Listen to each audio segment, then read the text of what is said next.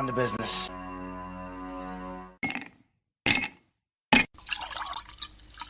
When he drinks, he thinks. That's the nectar of the gods, baby. Hello, everyone, and welcome to the #1 liquid-fueled, liquid-lubricated show on the interwebs. This is the Whiskey Musings broadcast, and I can't hear myself, so let me bump that up just a little bit. All right.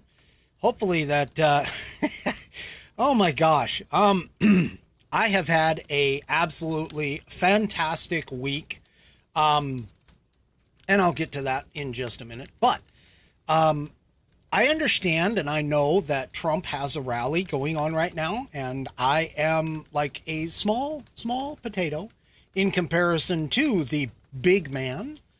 Hopefully everyone will be able to come up and pick up the video afterward. I do appreciate everyone who has shown up and is watching here tonight. I especially, I mean, you guys, I'm touched. I'm really touched. It hits me right here. Seriously, it hits me right here.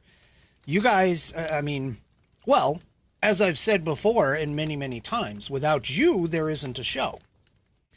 But today, or this week, I should say, this week I was actually touched even more. For those of you that may not know, I mean, I've mentioned the Mark K show, I've mentioned the Catriots and everything else. And, I had a rough week this week with a bunch of meetings for my work, and therefore it was difficult for me to join in to the Mark K show and the Mark K show chat, just to make an appearance, just to listen in, that kind of stuff, because sometimes I do that. I get into the show and I'll listen, but I may not be in the chat, but I kind of, every once in a while, I'll pop in, say something, that type of thing. But this week was several back-to-back meetings. And so I was not able to enjoy the Mark K show this week. Well, apparently I have a bit of a following over there, because I had some people reach out to me on some of my social media and ask what was going on, because I didn't really announce that I was going somewhere or that I was doing these other things.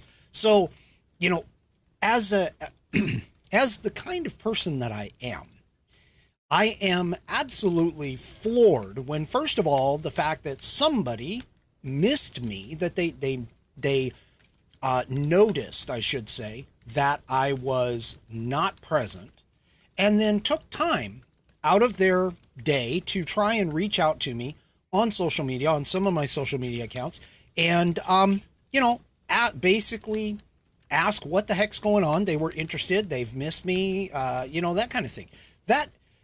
Whether or not it's on social media, or whether or not it's like a phone call, a text, just thinking of you, a lot of people don't understand the significance of that. And, a friend of mine and I have been kind of going back and forth. We've been friends for multiple years. We met as coworkers, and then eventually both of us left that organization. And, we've kept in touch, which is, for me, a little odd, to be honest, but we ended up keeping in touch, and he actually texted me tonight, just to say, hey, I appreciate the fact that we played phone tag this week, and we have a joke that we do joke things to each other. Like, we'll call, and if we have to leave a message, we'll leave some screwed up message or something like that. This week he called, I couldn't answer, so he left me a voicemail that basically was essentially the Budweiser commercials, if you remember from way back in the day, the what that kind of deal. Well, that's what he left for me. He did it really short. And so when I called him back, I said back to him, I was like, what that? Leaving it long out. Anyway, apparently it's that kind of interaction that was enough to get him to kind of laugh. And he let me know through text that, hey, I'm just letting you know that was great. I appreciate the fact that that we are friends, because a lot of times that's not even mentioned. So I'm just going to let you know that even if I don't interact with you on a regular daily basis, whether it's electronic interaction such as the show, or electronic interaction through the chat, or maybe if we know each other personally, you know, we get together, maybe email, maybe voicemail, giving each other a call. Even if it's some, you know, somebody within your circle, it's just the fact that somebody is thinking about you, that somebody has taken the time out of their day to spend time with you doing whatever it is that they're doing, whether it's a conversation about politics, whether it's watching this program. You know, I'm just wanting to let you guys know that I appreciate each and every one of you. And I've also picked up a bunch of subscribers within the last couple of weeks. So thank you very much. I appreciate that. I appreciate the fact that you are taking the time to come and spend a little bit of your week with me, and that you're willing to listen to what I am having to say, and what I talk about, that you appreciate it enough to go ahead and subscribe. So anyway, all right. So moving on from that point, there's been a lot of stuff that's been happening, and this week, unfortunately, I don't really have anything because it's been a busy week. I don't have like a bunch of screenshots prepared or anything along those lines for this week's episode. But I am going to talk about several things that I've been seeing, especially running around on social media and all of these other things. But before I get into that, we have to bring up our... we're going to have to bring up one of the affiliates that I have. And let's go ahead. I haven't done this one in a little bit, so let's go ahead and bring up the NCCA. So, if you honor and value our God-given right to self-defense by owning a firearm and would appreciate joining a community of like-minded individuals who welcome firearm owners of all experience levels, then you should consider joining the NCCA. The National Concealed Carry Association, NCCA, exists to serve the Second Amendment community by providing a nationwide network of Second Amendment advocates, offer elite self-defense and concealed carry training from the nation's top instructors, and provide rock-bottom prices on the best selection of gear and accessories. NCCA members enjoy shopping thousands of products with zero dealer markup, unlimited free shipping, and keep more money in their pockets with zero credit card processing fees.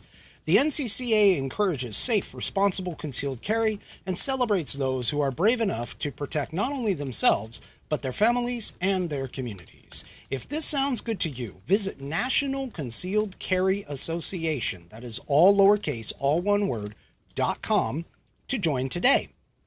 As a special bonus, use my affiliate link, ncca.refr.cc/Rick02 to receive a code for 10% off any purchase at nationalconcealedcarryassociation.com.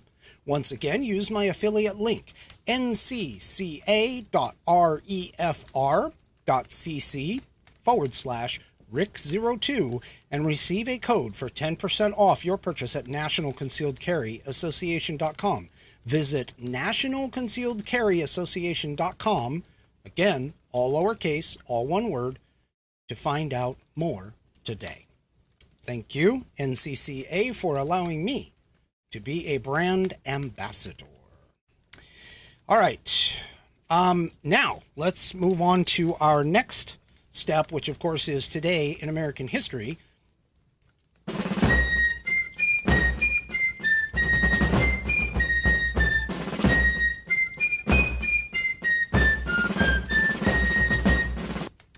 And to be honest, I'm going to actually skip forward a day. The reason being is because in our book, the Patriots Almanac, the American Patriots Almanac, in the book, today's story is actually a quiz, and I don't want to let everything out because I might actually use that at a later time. So let me get my my reading spectacles on here. Okay. So January 30th is where I'm going to go. I'm going to go for tomorrow. And the quote here is, "The only thing we have to fear is fear itself." Franklin Delano Roosevelt, born January 30th, 1882, entered politics because he was a man of ambition and because he wanted to serve his country. His plans were almost cut short while vacationing in Campobello Island in New Brunswick, Canada in 1921 when he came down with what at first seemed to be a cold. He lost his appetite, his back began to ache, and his left leg went numb. A few days later, he couldn't stand. At age 39, Roosevelt was diagnosed with polio. Paralyzed from the waist down, he watched as the muscles of his legs began wasting away. Roosevelt was determined to beat the disease. For months, he crawled from room to room in his house and dragged himself hand over hand up the stairs, gritting his teeth but never asking for help. Every day, he strapped steel braces onto his legs and tried hobbling on crutches to the end of his long driveway. Through rigorous exercise, he developed tremendous upper body strength. "Maybe my legs aren't so good," he said, "but look at these shoulders." Despite his efforts, he never walked again without aid. He did, however, make it to the White House, where he led the nation through the Great Depression and World War II. President Roosevelt worked with such vigor that millions of Americans never realized the full extent of his disabilities. Once someone asked him how he had so much perseverance. He smiled and answered, "If you have to spend 2 years in bed trying to wiggle your big toe, everything else seems easy." Roosevelt knew that our trials often make us stronger. "The only thing we have to fear is fear itself," he told Americans during the Depression. The 32nd U.S. president did his best to live by those words. He is also, not saying this isn't a part of the book, but he is also the only president to ever serve 4 back-to-back terms. He also has the distinction of being the president that caused us to modify the Constitution and make it into where the president could only be elected to 2 terms. He did a lot of things during his tenure as president. Some good, some bad, but he is a great man nonetheless. All right, so if you haven't had the opportunity, or if you have social media accounts, you can go ahead and take a look. I've got my social media going right here. It will be going throughout the show, so feel free to follow me on any one of those locations. Wow. So this week, Dan Bongino, and you know I'm a fan of Dan Bongino, but this week Dan Bongino had one of his predictions, let's say. Some might say that he essentially called or caused this for himself because of the fact that he's been in a fight. And he has he's an investor in Rumble, which I'm transmitting on, and that's awesome.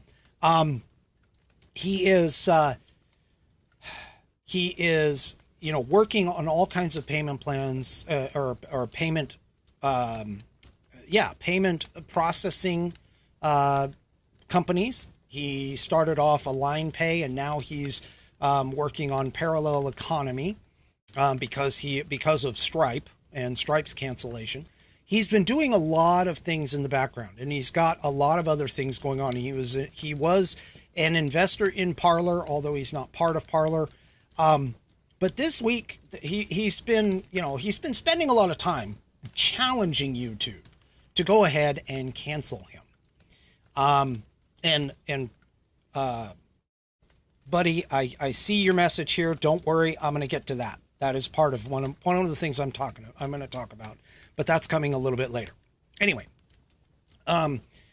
so he's been doing a lot of things in the background, and he's basically been kind of like thumbing his nose at YouTube for a very long time. And they just finally have gotten around to the point where they apparently have had enough of whatever it is that he's been doing. Now, free speech, we've got to understand, free speech in a conservative's viewpoint is essentially, even though I don't agree with what you're saying, I will defend to the death your right to say it. And that is essentially the thought process here when you're dealing with things like free speech and when you have these open platforms. You know, we can go into the whole conversation as to what's a platform, what's a publisher. There's things, legal things with Section 230, etc. But the fact of the matter is that, you know, when you have something like this, and some people could argue that social media is now the new square, if you will, public square, because everybody is a part of it. Now, if you recall, I had an episode where I was talking about how privacy is dead. And the reason for that is because of the fact that, you know, you sign up for these platforms, whether it's Facebook or any of these others, you're actually signing up. It's no different than the cards that you, the special discount cards that you get at supermarkets. You're the product. Your data is the product. And by essentially signing up, you are agreeing for these companies to go ahead and use you and your shopping habits and your, you know, your browsing habits in the case of big tech. You're the ones who are the product. Now, the challenge comes in, though, as to whether or not these platforms are just going to allow whatever they want, or are they going to try and put up some rules and some regulations. And I can tell you from personal experience, I've tried doing a forum board in the past, and I had an incident. No, I'm not going to go into the details, but the thing about it is it's very difficult to try and stop people from, you know, doing some of the things that they do. And even Twitter, you know, Facebook, they've been blamed for a lot of things outside of the political realm. They've been blamed for things like pornography, child abduction, child trafficking, etc. So it's a really big undertaking to try and police what people do online and to try and police these platforms in the sense that, you know, some of the things that are being spoken about or talked about and some of the words that are being said, et cetera, it's really difficult for these people to do this.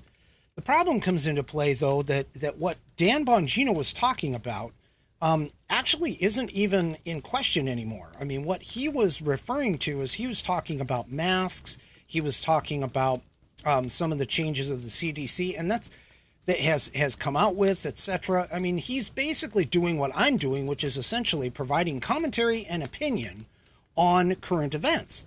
So the challenge with a lot of this has to deal with how far do we actually go? And unfortunately, it's really hard. You know, these people think that they're in a positive place, but it's really hard to defend somebody or some organization that essentially allows certain things like pornography, hate speech, violent speech from one side of any kind of political platform or any kind of group, any kind of classification, and yet tries to stomp on somebody else. And that's exactly what's happening here. The cancellation culture, the cancel culture, is continuing. And it's not just YouTube, because another popular podcaster, Joe Rogan, came under the same fire with Spotify. And what happened there is Joe Rogan is actually, believe it or not, he is not a right winger. He used to be a Bernie bro. He backed Bernie in I'm assuming in both elections. He is not what I would consider a conservative by any means. But he did have the audacity, according to the left, to bring on a bunch of doctors, one of them being Dr. Malone, who is a staunch advocate for not taking the mRNA vaccine because he claims, and I don't know 100% on this, but he claims to be one of the inventors of the technology. And, Robert Malone has been very outspoken about the vaccines and the dangers and risks involved, et cetera, et cetera. And so Joe Rogan, knowing that this is a popular topic, Joe Rogan brought him on his podcast. And that seemed to be the final straw for the cancel culture. And so what's been happening apparently over the course of the last week is you've had well-known 70s, 80s, and maybe even into the 90s stars, not a lot, but some, that have publicly posted and said, look, Spotify, if you don't cancel Joe Rogan and get rid of his podcast, then I'm taking my music off of your platform. Well, the funny thing about it is that most of the people that have been doing this, I mean, nobody really cares anyway. We're talking about, I think Neil Young is one of them in particular. He's like the most outspoken one. There was some suggestion that Barry Manilow was taking it down, and Barry Manilow's Twitter account, or at least I think it was him, came on and was like, what the heck is this? I never said that I was going to do that. So, you know, it's really, really frustrating, I think, especially from the conservative side of the house, to know that if you're on a platform such as YouTube or you know, some of these other platforms that are out there, Facebook, Twitter, and you're essentially, you're not saying anything hate speech wise. I mean, let's be honest. Hate speech is bad speech. If you're going to sit here and, you know, wish violence on somebody, or something along those lines, you know, again, child trafficking, child pornography, things like that. There is several things that you definitely do not ever want to do on these platforms. That's just straight up evil. But you can't help but notice the split between how the platforms handle certain accounts and certain individuals who lean certain ways. And, you know, they seem to just ignore some of that and sweep it under the rug for some, but for others, they tend to, you know, come down hard on it. This is part of the reason why I keep talking about how, hey, I may not even be part of YouTube much longer. Because to be honest with you, if they decide to cancel me, they decide to cancel me. I mean, seriously, I'm, you know, a lot of these programs are free. So in the general sense of the term, you know, I'm creating content for them to consume. And if they decide to monetize it and not share the profit with me, that's fine. But, you know, that's one of the things that goes on with this. And so somebody at the likes of Joe Rogan or Dan Bongino, somebody who's got a lot of followings, that can cause a little bit of financial strain for not only the individual, but also for the platform. But that being said, you know, at the same time, they look at it and they say, oh, well, these people are spreading misinformation, you know. And I'll be honest with you, misinformation has taken on, just like everything else that we've had in the last 3, 4, 5 years, has been redefined to essentially be information that we don't like, meaning we being the platform, or we being the party in charge, let's say. So, you know, again, we're back to the whole thing of cancel culture and cancellation. So, you know, Dan Bongino this week finally done with YouTube. We know Mark K got his monetization taken away. He no longer transmits on YouTube, I don't believe. He has moved over to Rumble, and he is also on Getter and a couple other places. He was lucky enough to get pulled into the whole Getter thing. They're still trying to get their streaming platform up.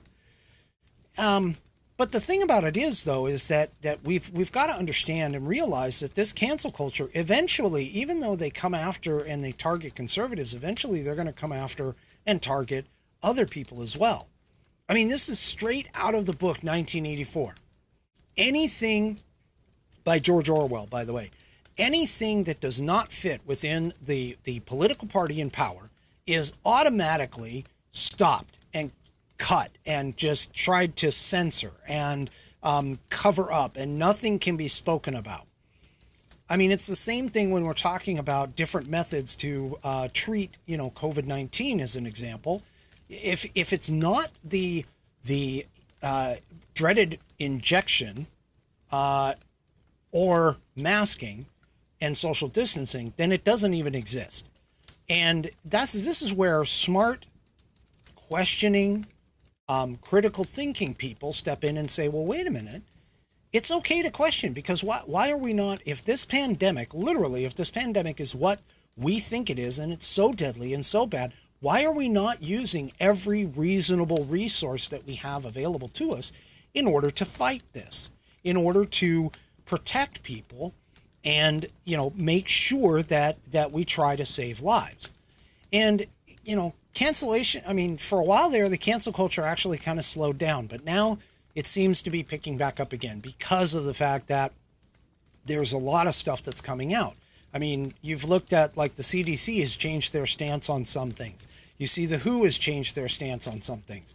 You see, in particular, several European countries are now lifting all of their mandates. So because the narrative changes, now they have to come and start attacking people for either the quote misinformation that's out on the internet that these people have put out. Now, the funny thing about Dan Bongino is he actually had Google, the alphabet. Now, I don't know if anybody, I mean, maybe you know this, maybe you don't, but YouTube is actually owned by the Alphabet company, which also owns Google. And so what happens there is, Google does these little web crawlers, and they go around and they search for, certain things on your website or whatever. Well, apparently over the course of the last week, because of the YouTube challenge and everything, Google has crawled all over Dan Bongino's website, bonginoreport.com, and has, put a bunch of marks, I guess, against his site for some of the articles that he's posted. Now, keep in mind, not everything is written by Dan Bongino's bonginoreport.com. It is shall we say, a news aggregator. So it's actually grabbing interesting articles from other sources, such as the New York Times, New York Post, Washington Examiner, Just the News. I can't even tell you how many different sites that they actually go through. But all his bonginoreport.com actually is just an aggregator for news and articles that he believes, or that his organization, I should say, believes, his editor, believes are interesting for you. Now, I would recommend it. I've signed up for the newsletter. I try to keep up with all of that, along with, papers like the Epic Times. But, again, this is a big attack on him in particular, because he decided to stand up and actually speak for essentially the little guy, for people who are out, or what you would consider the little guy, the non-elite. And it's not only him that's doing it. You also actually have, up in Canada, Trudeau had a plan to vaccinate all of the truckers, and the truckers didn't like that. So right now there is actually a Guinness Book of Records breaking, world record breaking convoy that has gone across Canada and has apparently gone into Ottawa and has now ringed Parliament in Ottawa. And they are essentially protesting by blocking the roads and the streets. And I guess I heard a report that the Ottawa police are not even bothering to do anything. All they're doing is just redirecting traffic around the blockades, such that, they're not even trying to arrest these people, nothing else. So apparently we're getting to a point where a lot of people are getting fed up, and the cancellation process and everything that's going on, this is just going to be a symptom in the coming days. I'm telling you, you're going to see a lot more of stuff like this going on. And actually, I applaud Spotify. I really do, because Spotify stood up to the cancel culture and said, look, we're not canceling Joe Rogan. I mean, it's kind of hard to cancel somebody who has gotten that large. For me, if you're going to cancel me, yeah, it'd probably be pretty easy. And to be honest, if I drop off of YouTube spontaneously someday and my account's gone, just come over to Rumble. That's why in my social media, I've been pushing the Rumble, connecting into Rumble, because of the fact that I would imagine that once they get done with some of the big name people, they're going to start going for some of the grassroots, under the radar types of people like this show. So don't be surprised if all of a sudden I'm just disappeared. I don't want to be, but I'll stay at YouTube for as long as they allow me to stay there. And I will keep putting out the information that I have and talking about, you know, what I can talk about, because guess what? I am an American and I have the right to state my opinion because of free speech. So enough with cancellation. So that's, that's a big thing that happened this week. Now, another big thing that happened this week, which is, I think, a bit of a surprise, and it actually was leaked a day prior to the official announcement. But Supreme Court Justice Breyer has decided that he is going to retire. Now, I believe he's like 83, 84, which is, he doesn't want to, in his official statement, I believe he said he doesn't want to, die on the bench. Okay. That's great. There's a lot of people who are talking about Ruth Bader Ginsburg, how she should have done this, she should have retired, etc. But the fact of the matter is that if you look and watch and see, depending upon who Biden picks, and I'll get to that in just a minute, his criteria, because I got a lot of conversation about that to go. But depending upon when Breyer leaves office and when the Senate can actually get around to doing the confirmation hearings, you might actually see where the confirmation hearings may end up happening after the 2022 elections. Now, if they can stall it out that far, okay, this would set up a very interesting scenario. Because if you recall how long it took for us to replace Ruth Bader Ginsburg with Amy Coney Barrett, and I'm trying to think of who Kavanaugh replaced.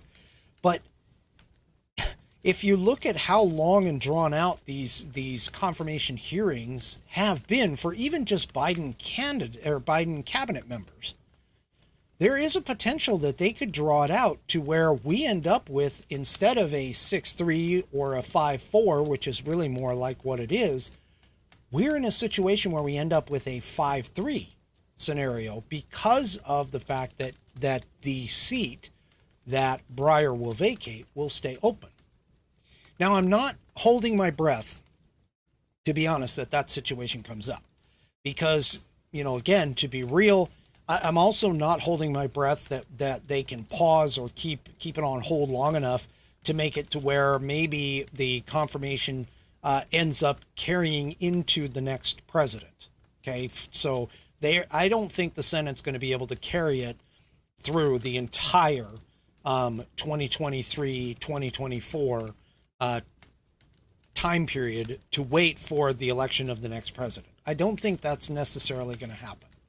And realistically, there's no reason for those of you who are on the right, there's no reason for you to panic over the nomination, because realistically, Breyer was a left-leaning judge. He's always been a liberal judge. He's always been on the side of the Democrats and the liberals and the leftists.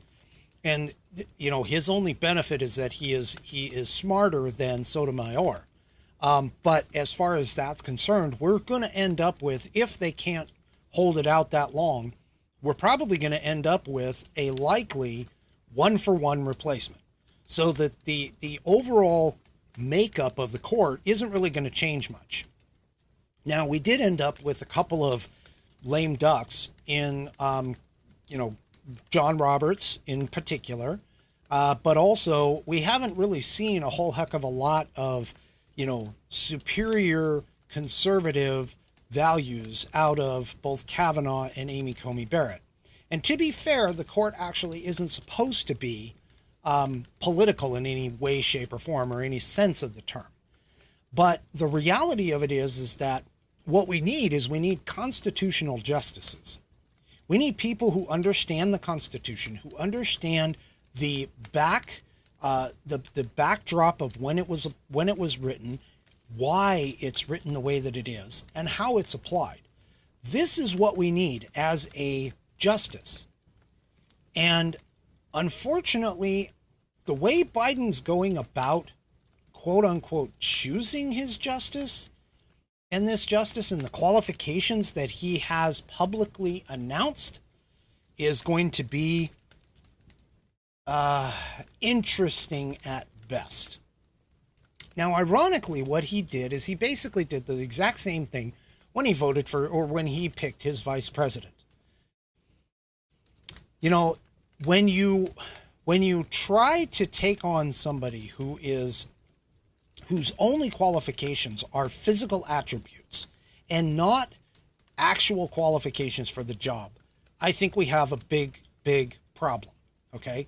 Now, Sotomayor, I didn't know that much about her, but all of a sudden she popped in with this with the OSHA mandate, and she asked some of the most ridiculous questions, ones that she never should have even asked. And even Breyer, I'll admit, he asked a few more intelligent questions, but even he was a little on the uninformed side, let's say, of the situation at hand. Okay. Now, as far as hiring somebody, Biden has pretty much basically stated, and the White House has kind of confirmed this, that he is looking for a person of color. In particular, he's looking for an African American and a woman. Now, I don't have any problem with that, except he's left off anything like what their qualifications are as a judge, whether or not they actually view constitutional law and the Supreme Court as what it's intended to be, and not necessarily what Chief Justice John Roberts is using, where John Roberts is actually issuing rulings that are very narrow and specific and don't necessarily have to do with constitutionality. See, this is part of the problem. The Supreme Court literally is to interpret when a law is created, whether or not the Constitution covers it or doesn't cover it. And case in point, for an example, with Roe versus Wade. Roe versus Wade should have been a states' rights issue, and I will maintain that to today. To be completely honest, it should have been a states' rights issue. It never should have gone to the Supreme Court. Even now you look at it, and the person who was the plaintiff in that case, even she is saying, you know what, I never should have been involved in this. This is not what it was supposed to be. And, you know, if you look at the leftists, they're like, oh my gosh, if we overturn Roe v. Wade, that's going to end it. No, it's not.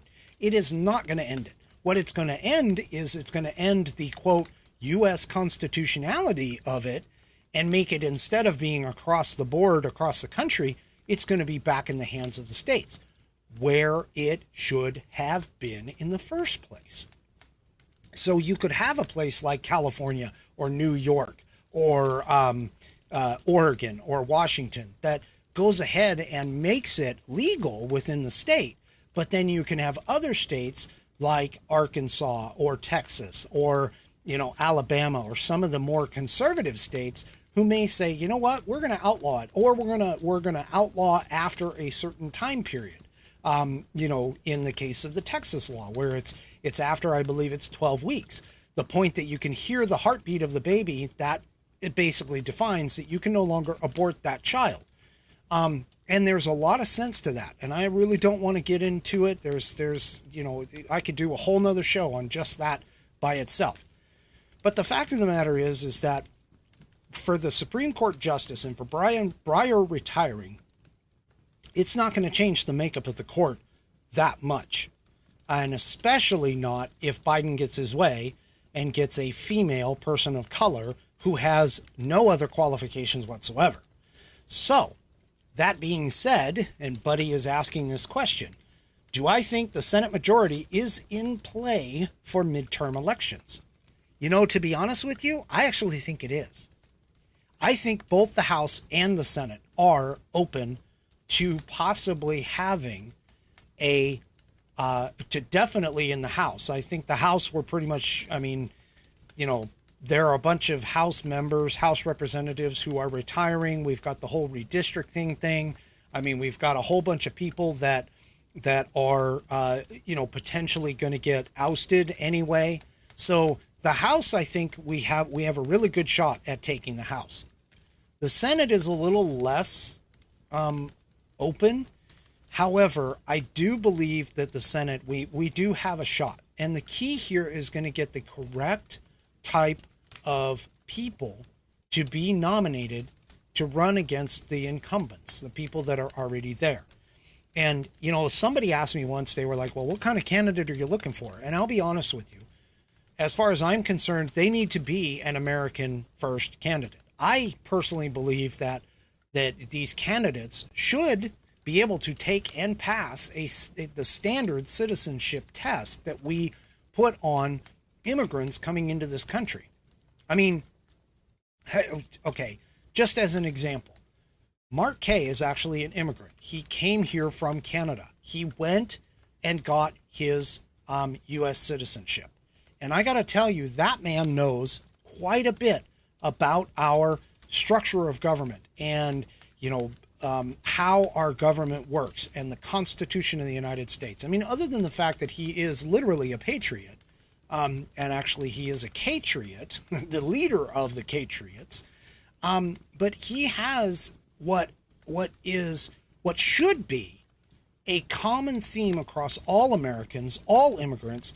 When you come here, you should want to know about your government. You should want to know everything. And even citizens of the United States really need to understand this. And unfortunately, over the course of several years now, we have not had that level of knowledge and understanding. And that's why one of my affiliates that I push is the Institute on the Constitution. It gives you the opportunity to go out and learn on your own. There are several courses that are available. The Heritage Foundation is another one. They have free online courses about the Constitution of the United States. And I encourage people to go out and get them. Get your own copy. Maybe read into the Federalist Papers and the Anti-Federalist Papers. The Anti-Federalist Papers aren't necessarily talked about very often because everybody reads the Federalist Papers. But the Anti-Federalist Papers are just as important because they were the opposing viewpoint at the time. The thing is, though, that when it comes to elections and when it comes to voting, a lot of people look at it and they think, because it is the most popular and most public forum, they think the presidential election is the most important. It actually isn't. Because as I've explained before, the way the federal government is supposed to work is it's supposed to work like a pyramid, where the federal government is up at the top, and it's actually the one that has the smallest amount of influence on your life. And then as you move downward, you have the state, which has, maybe a little bit more influence. It's got a little bit more going on, but down at the base is your local. Those are your mayors, your city councilmen, your school board administrators, any of those things. And it's really those races that you need to focus on. It's the local initiatives, the local races, the local tech levies, funding of schools, things of that nature. Those are the ones that you really need to focus on. And I won't say everyone, but a lot of people gloss over those and they think that the presidential election is the most important. Keep in mind, the presidential election is important. And especially right now, we now have Senate races that are really important. Look for candidates that are America first, that put forth by not only in word, but also in deed, put America ahead of all of these other things. We have a big problem with things in government now. We have special interests and lobbies and all these other things. And we have a lot of people who are in government who have been in government for years. I mean, just as an example, we have a senator here in the state of Washington who's been in Washington, in our senator for, 30 years. I mean, she really, other than the fact that I live in a Democrat run state, but this was never meant to be a career. Politics, as Teddy Roosevelt, is important, as Teddy Roosevelt stated in one of his speeches. It's important, but the whole concept is you go, you do your service, and then you get out. It's not meant to be a career. And this is why a lot of people push for things like term limits on Congress. Now, Congress is never going to, I mean, they would be, I'll be honest with you, they would be stupid if they voted for term limits, unless you get enough new people into Congress who can push and make it a big deal. Don't know if that's going to happen. It would be very highly unlikely. But, you know, maybe that's something that we try for. But I do think the Senate is in play. I definitely think the House of Representatives is in play. And I honestly believe that the best combination for government and for the American people, to be honest, is the judicial branch doesn't matter that much because they're kind of, you know, they're off on their own. They're supposed to be apolitical, even though they're not. But the executive branch residing in one party's hands, if we're talking about the two-party system, the executive branch residing in one side of the parties, and the legislative, including both the Congress and the House, the Senate and the House, Congress as a whole, should reside in the other party's hands. And that's when you actually get the best for the American people, because neither one gets the opportunity to push a radicalized agenda for either side, whether it's right or left. Doesn't make a difference. You get more compromise. You get more middle of the road, best job or best situation for the American people, and especially the middle class moving forward. We're not in that situation right now.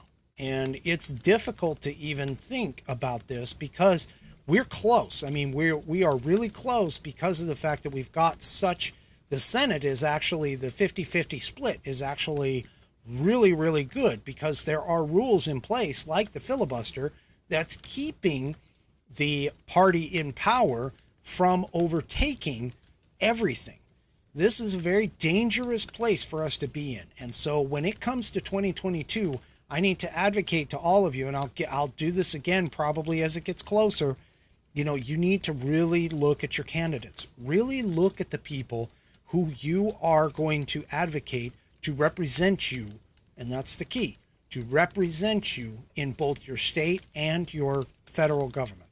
You need to push for people who are going to focus on the American way of life, the American standards, and the American morals and American values to push forward into government.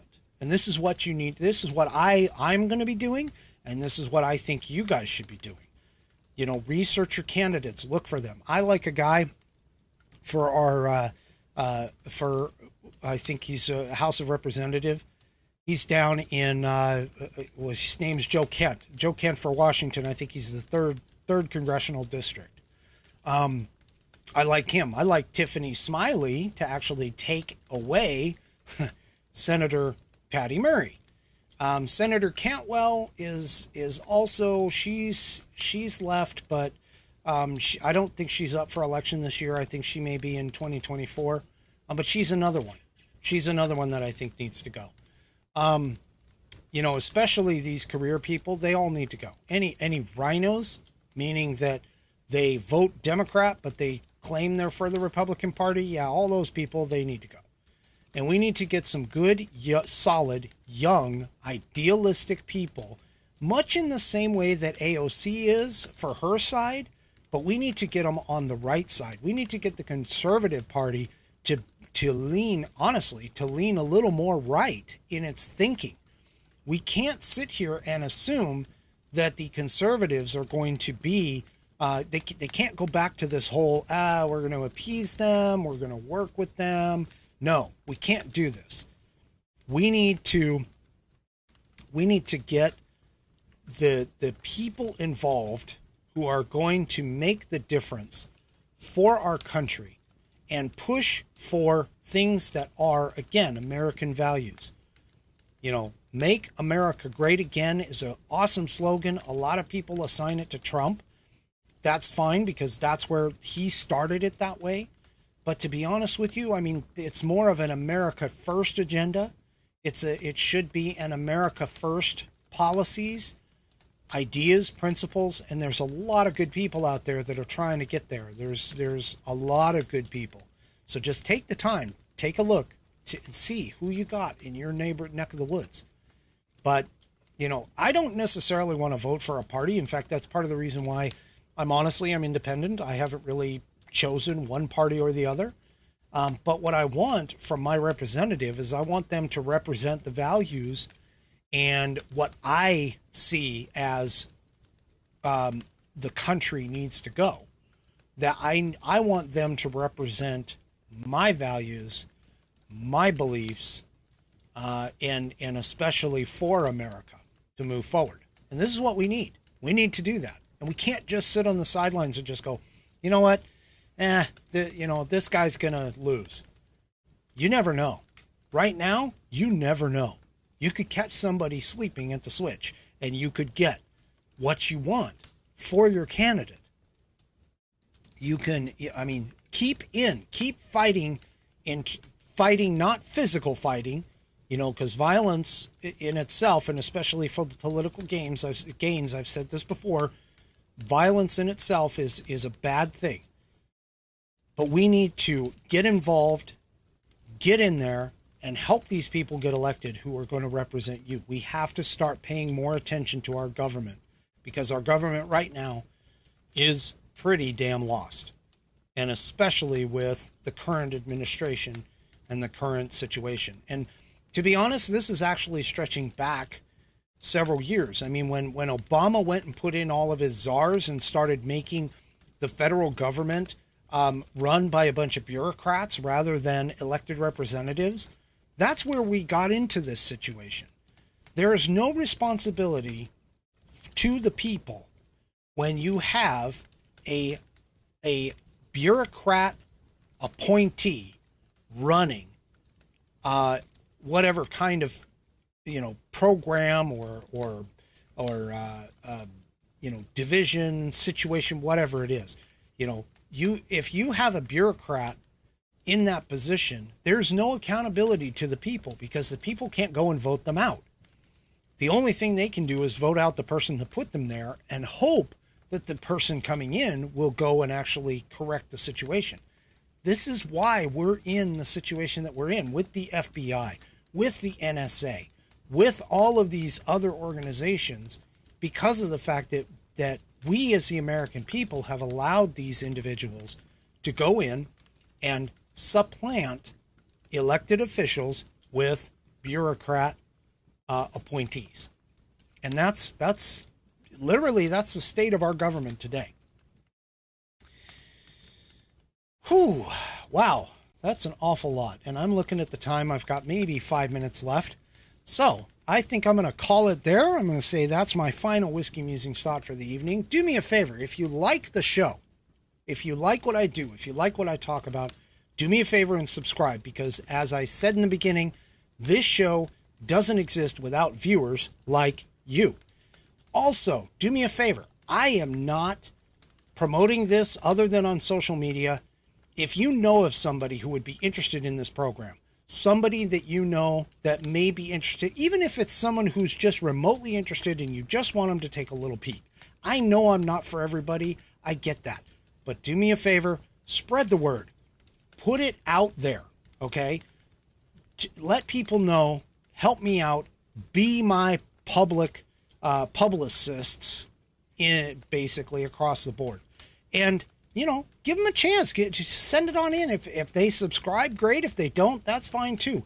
I mean, I know there's a lot of viewers that are out there, especially on YouTube, that don't even subscribe. And so it's okay. But I need your help to promote this. If I'm doing a great job, I want it promoted. If I'm not doing a good job, let me know in the comments of the videos. You know, tell me whether I'm doing something wrong, because obviously I can't improve if I don't have any feedback. So, you know, again, subscribe if you want to. Do me a favor, spread the word. I appreciate every single one of you. Enjoy your weekend, and we'll see you next time on the Whiskey Musings broadcast. Good night, everybody.